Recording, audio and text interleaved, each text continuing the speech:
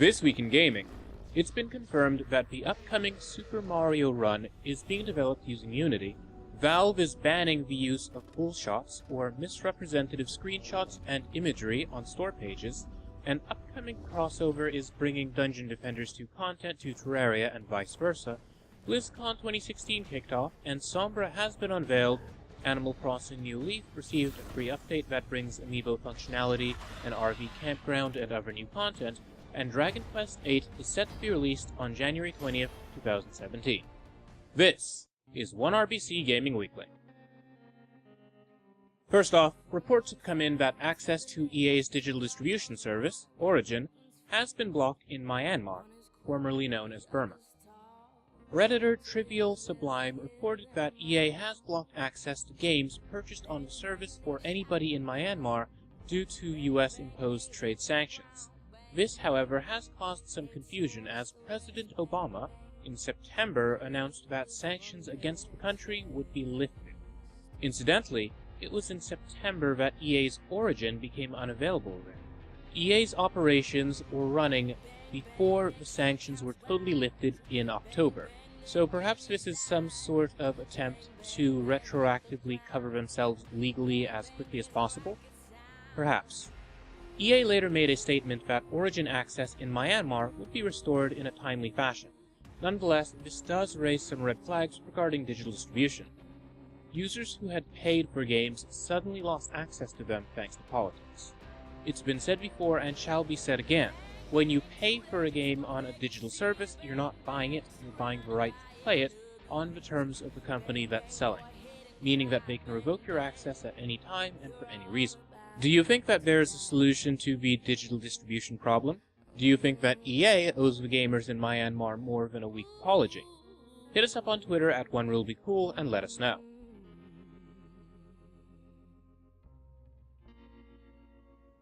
In a blog post made to Valve's developer community this week, it's been revealed that Valve is banning the use of so-called bullshots, imagery that misrepresents a game, perhaps by using stills from pre-rendered cinematics and using them in place of screenshots. Developers shouldn't be using concept art, pre-rendered cinematic stills, or images that contain awards, marketing copy, or written product descriptions, says Valve, in their Steam Screenshot Showcase. Even though Valve didn't say it, part of this likely has to do with the controversy surrounding No Man's Sky. In case you're just waking up from a video game coma or tuning into this show for the first time, No Man's Sky is a game that was hyped to the moon and back, and its pre-release screenshots and trailers showed off features and creatures that weren't in the finished game. The UK-based Advertising Standards Authority has since launched an investigation into the situation with No Man's Sky. Valve, it seems, is taking action to prevent this from being an issue in the future. Valve themselves admit that they've dropped the ball on this aspect of store curation. The store page for Dota 2, for instance, used to contain concept art instead of actual screenshots of gameplay. Valve has since remedied this. Further, Valve's blog post indicates that screenshots with gore or other potentially offensive content need to be flagged as such, so that users who don't want to see that sort of thing will be able to decide in their own preferences what sort of screenshots show up. That said, developers will need at least 4 inoffensive screenshots available for their games. Personally, I think this is a step in the right direction. These moves work in favor of informing consumers and respecting their choices and preferences. What do you think? Is Valve making the right decision here? Hit us up on Twitter at OneRuleBeCool and let us know. On November 10, 2016, the PlayStation 4 Pro is being released. This console is an enhanced version of the PS4, with an improved CPU and GPU along with support for 4K gaming. This week, Sony released a list of games that will be optimized for the new hardware. They include Battlefield 1, Battlezone, Firewatch, Knack, XCOM 2, Wheels of Aurelia for some reason, Super Stardust Ultra, Thumper, and Bound. We'll have a link to the full list at OneRuleBeCool.com. In addition to these 44 titles getting optimization at launch, over 45, including Final Fantasy XV and The Last Guardian, are set to be optimized for the PS4 Pro by the end of 2016. Great news for Overwatch players. During Blizzcon this week, Sombra, the next character coming to Overwatch, was officially unveiled at long last. After an ARG that many players will agree ran on far too long, Blizzard has finally unveiled their attack hacker in the only way that would be right, by having her interrupt the trailer at Blizzcon. This new character's main ability, Hack, can shut down enemy abilities and hack first aid kits so that they won't work, at least so that they won't work for players on the enemy team. She can also use Optic Camo, allowing her to become invisible temporarily, and a translocator beacon, which she can use to teleport between locations. Interestingly enough, this translocator beacon can be teleported to while it's in mid-air. Her ultimate ability, EMP, releases a surge of electromagnetic energy, shutting down enemy barriers and shields, as well as hacking nearby opponents, much like Mei's ult, but somehow more evil. As a Dota 2 player, she reminds me of a mix of different heroes, specifically Bounty Hunter, Templar Assassin, and Riki. She's stealth-oriented with a focus on shutting down abilities, and it'll be interesting to see just how her capabilities will ultimately affect the game. If you'd like to try Sombra out, she will be playable in the Overwatch public test realm starting next week. If you're watching this show from BlizzCon, you probably already know that you can try her out right now on the show floor. Sombra wasn't the only big Overwatch announcement, however. The Overwatch Arcade is coming to the game. Now this is going to be bringing some interesting modes within itself, along with some unique rule sets to shake up gameplay and grant players bonus XP and loot. Regarding those gameplay modes, for instance, it'll be the sort of stuff that you've been seeing in the weekly brawls. So, for instance, a mode in which you can't switch heroes after you've already picked them. Additionally, 1v1 and 3v3 battles will be playable within this arcade. A new map, called Echo Point Antarctica, has been designed from the ground up for these 1v1 and 3v3 modes. Yet another map, Oasis, will be coming to the game. It's a control map, and it's set in a desert, as you might have guessed.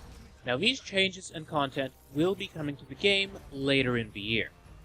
Overwatch has been a huge success for Blizzard thus far. The game currently has over 20 million players and is available on Windows, PlayStation 4, and Xbox One.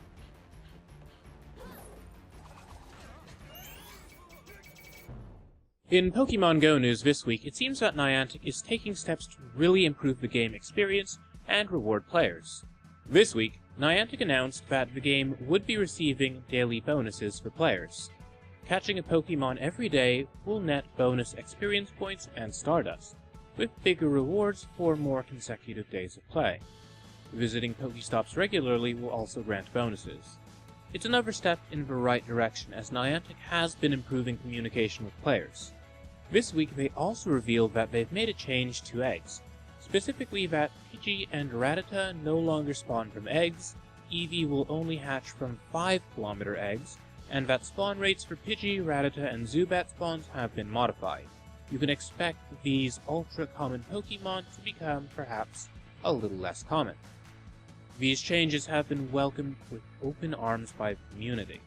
The common sentiment now is that Niantic is listening to the players. Hopefully this continues. Unfortunately, it seems that it's a little too late, as the Pokemon Go player base saw some unfortunate shrinkage in the last few months due to a lack of fresh content, proper tracking system, and other issues. Hopefully Niantic takes better care of their player base this time around. Personally, I'm just hoping that they improve the distance tracking. Hatching eggs is something of a pain.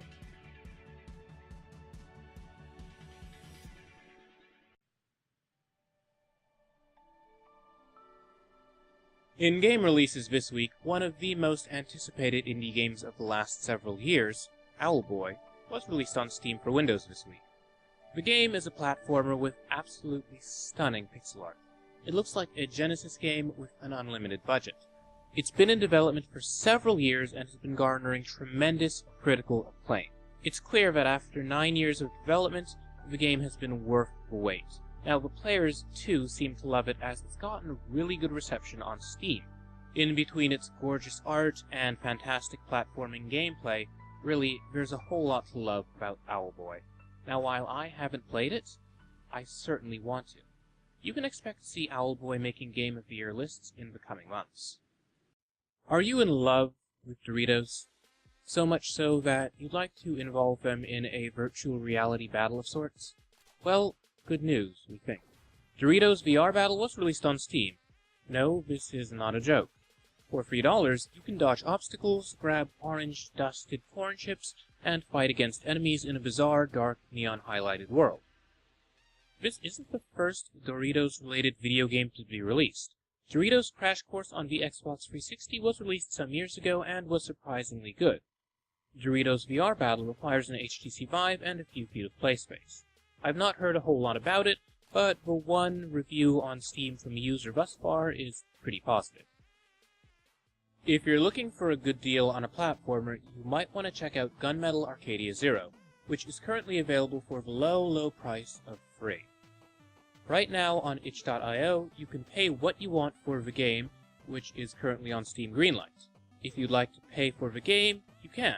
If you don't want to, you don't have to. But if you pay 50 cents or more, you'll receive a Steam key for the game once it's greenlit. Now this is a pretty interesting business model. It's a little reminiscent of shareware back in the day. You can get the product for free, but you can pay for it if you're so inclined, which is pretty cool.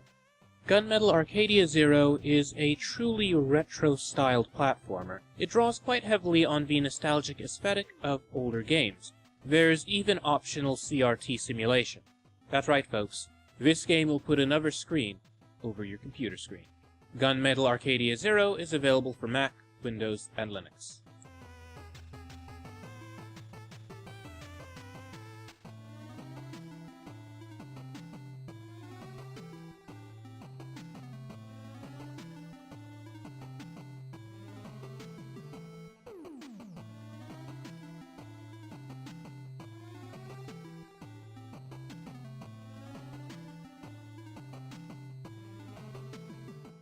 And now, for a brief word from our sponsor. Wow, somebody finally did it.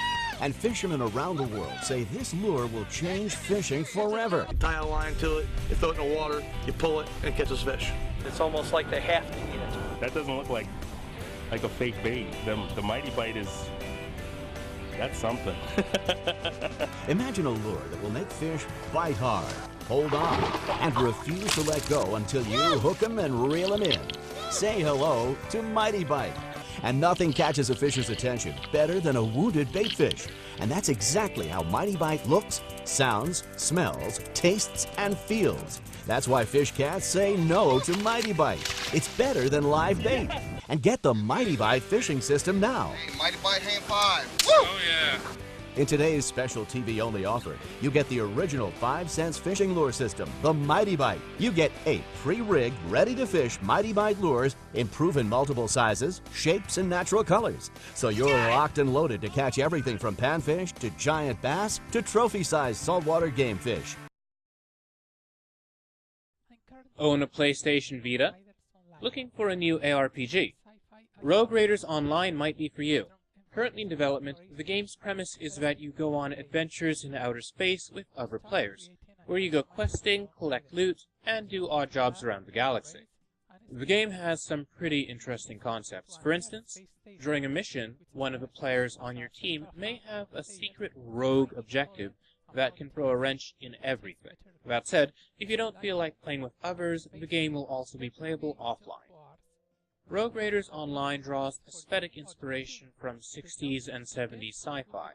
Its look reminds me of a much more refined No Man's Sky. According to the developer, it's not going to be a very long game at all, largely due to budgetary constraints and the fact that the game is being developed by one person. That said, it does look like a really cool experience, and it's neat to see that the PlayStation Vita, which hasn't been getting the support it deserves, hasn't been completely abandoned by developers. You can check out Rogue Raiders Online on Kickstarter. Varied and can involve tasks, like traveling to a spaceship crash site in order to find survivors, scavenge the remaining gear, doing planetary cartography, steal trade secrets for a rival faction, etc. Sometimes, one on your team can have a secret rogue objective that goes against the rest of the team, so you never know if you can trust the other. After all, you're all rogues, so what can you expect? In Rogue Raiders Online, there is no galaxy to save, but a rent to pay. This week, Tiny Build Games released a surprise documentary on the development of Punch Club, their boxing-themed RPG. It's available to watch for free in its entirety on YouTube. Additionally, they've announced Punch Club 2, Fast Forward, which is set to be released in 2017. This new game is set in the future and, interestingly enough, doesn't feature stat decay. Stat decay in the original Punch Club caused the effects of your training to wear off, so you would train up your boxer, but over time he would lose his strength unless you kept working out. It's how the game kept pressure on players, and while it was effective in keeping you busy, it was also kind of frustrating to play against. This week, an update came to Punch Club, introducing an easy mode with no stat decay. This also kills the game's sense of pressure, so hopefully the next game will involve a less frustrating system. Expect more details on Punch Club 2 at PAX South. If you're hunting for a fresh dose of surrealism and corny humor, Maze now has a release date of December 1st, 2016. The game's an absurdist first-person puzzler involving sentient corn and a robot bear, and that's all we know. Maze is currently in development for Windows.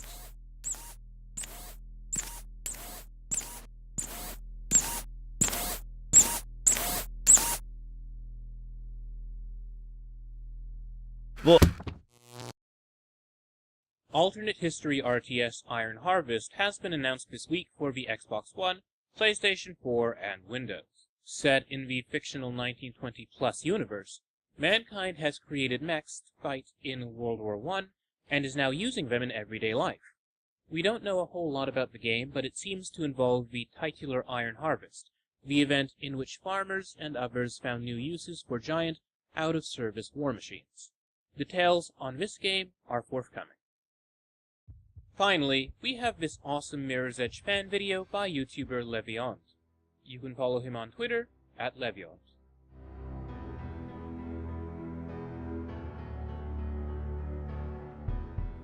My name is Faith Plus, and I'm the first real-life Mirror's Edge artist in the world. This is my story. After I played the first Mirror's Edge game, I said to myself, is this possible? Can I do this? And I started to analyze everything I saw on the screen.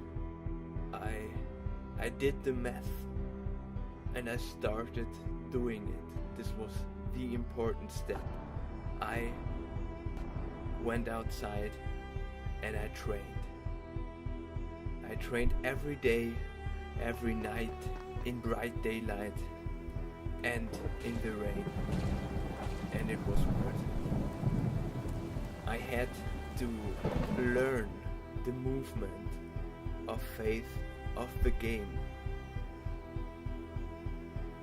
It was difficult, but I made it, and now I am ready.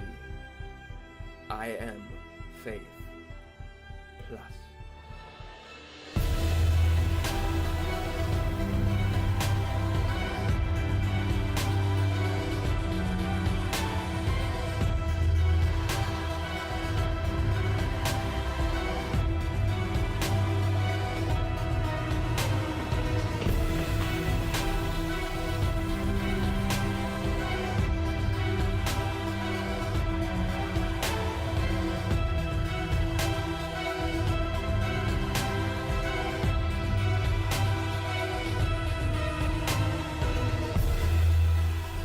If you have a dream, just get out there, do it, live your life like I did, because everybody can be a hero.